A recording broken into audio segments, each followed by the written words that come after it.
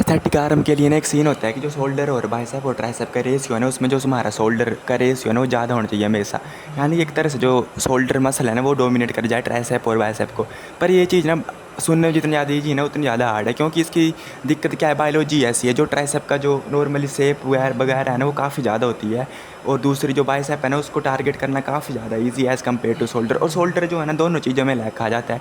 उसकी ना तो एक तो शेप इतनी ज़्यादा ईजी है और इतनी ज़्यादा बड़ी है ट्राइसेप के मुकाबले, और ना ही जो है उसको टारगेट करना इतना ज़्यादा ईजी है, क्योंकि उसमें जो है नॉर्मल बंदा काफ़ी आसानी से जो है मसल मास पुट ऑन कर ले।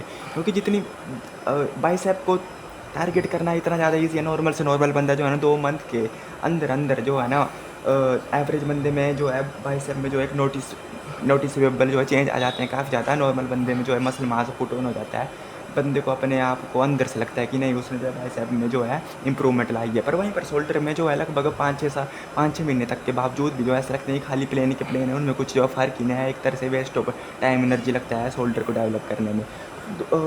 क्योंकि शोल्डर के जितनी भी एक्सरसाइज है ना मैक्सिमम टाइम वो एक तरह से इतनी ज़्यादा ओवरलोड नहीं देती है मसल मास में, कि जिससे ताकि जो मसल मास है ना उसमें काफ़ी ज़्यादा टारगेट होकर जो है ना इंक्रीज़ हो सके।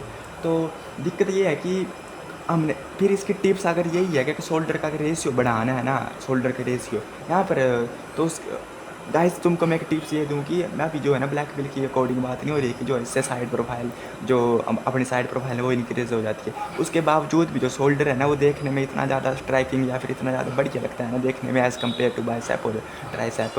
बेशक बंदों को लगता है कि बाइसेप काफ़ी ज़्यादा सुंदर है, फिर ट्राइसेप काफ़ी ज़्यादा अच्छे हैं, पर बाय डिफ़ॉल्ट ना अपने को यही लगता है कि शोल्डर जो है ना अंदर से जो एक तरह से शोल्डर की जो हारमोनी है वो काफ़ी ज़्यादा अच्छी निकल के आती है, और सामने वाले को शोल्डर का मसल जो ज़्यादा अच्छा देखने को लगता है। तभी जो मैक्सिमम टाइम जो स्टेरॉइड में बंदे होते हैं या फिर पेप्टाइड में बंदे होते हैं उनके जो शोल्डर के मसल हैं वो इंक्रीज़ हो जाते हैं, और इस कारण से उनकी जो पूरी की पूरी आर्म का साइज है ना वो इतनी ज़्यादा एस्थेटिकली प्लीजिंग लगता है कि भाई उन एज़ कम्पेयर टू नॉर्मल बंदा जो नेचुरली जो है जिम में हिट करने की कोशिश कर रहा है। तो इसके लिए जो है ना प्रो टिप गाइस मैं यही दूंगा कि जो बाइसेप और ट्राइसेप उसको खाली जो है ना स्ट्रेंथ के लिए हम जो है ट्रेन कर रहे हैं, यानी कि हमने खाली जो है ना वेट ज़्यादा से ज़्यादा मारना है, और जो उसके रैप्स जो है कम से कम मारना, ताकि 1 या 2 रैप में जो है ना हमने खाली जो पूरी सेट अपना ख़त्म हो जाए। हमने खाली कोशिश करने की हमने जो है बाइसेप और ट्राइसेप में जो स्ट्रेंथ की इंप्रूवमेंट हो, उसकी जो इंक्रीजमेंट हो एज़ कम्पेयर टू मसल मास।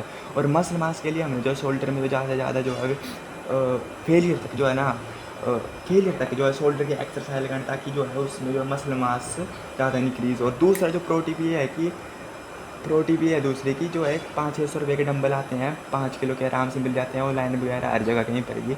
हम रेपुटेशन जो है ना काफ़ी ज़्यादा एक तरह से अपने लिए अल्टीमेट की जो वो रहेगा बेनिफिट कि रेपुटेशन के थ्रू जो है ना काफ़ी आसानी से बंदा जो वेट पुट ऑन है काफ़ी ज़्यादा हो जाता है आसानी, क्योंकि ये जो मसल मास की गेम है ना ये काफ़ी ज़्यादा जो साइंस है ना इसके पीछे जो है ना कंसिस्टेंसी की है, रेपुटेशन की है, बार बार कौन बंदा कितना ज़्यादा जो है इसमें अपना टाइम वगैरह एनर्जी दे सकता है। तो एक बार के लिए तो हर कोई कर देता है, पर बार बार फिर दोबारा देना जो है काफ़ी ज़्यादा मुश्किल है। ये तुम्हारे ऊपर, अगर तुम दोबारा जो है ना इसको, अगर तुम सच में चाहते हो इस चीज़ को करने के लिए तो तुम दोबारा अगर इसमें एनर्जी दे सकते हो तो तुम रेपुटेशन के थ्रू जो है ना शोल्डर में जो है मसल मास इंक्रीज़ कर सकते हो। तुम मेरी अगर नॉर्मल की अभी मैं एक्सरसाइज लगा रहा हूँ 2 महीने से, मैंने जो है ना मैंने बाइसेप को ट्रेंड किया ना ही मैंने जो है ट्राइसेप को ट्रेंड किया, फिर उसके बावजूद भी जो मेरे बाइसेप और ट्राइसेप का रेशियो तुम देख सकते हो कितना ज़्यादा है मतलब ओवरऑल।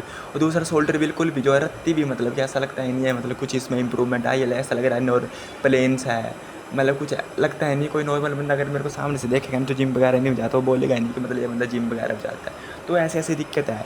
अगर शोल्डर को बाई चांस अगर नॉर्मल अगर इसको इंक्रीज़ कर लिया ना बाई चांस, तो इतनी तगड़ी ना एस्थेटिकली जो अपनी जो ये पूरी की पूरी आर्म लगने लग पड़ती है कि सामने वाला समझ नहीं पाता है कि भाई इस बंदे की जो ये मतलब कि जो लुक निकल के आ रही है इतनी अच्छी है तो है कैसे। तो क्योंकि इसकी हारमोनी इतनी बढ़िया है।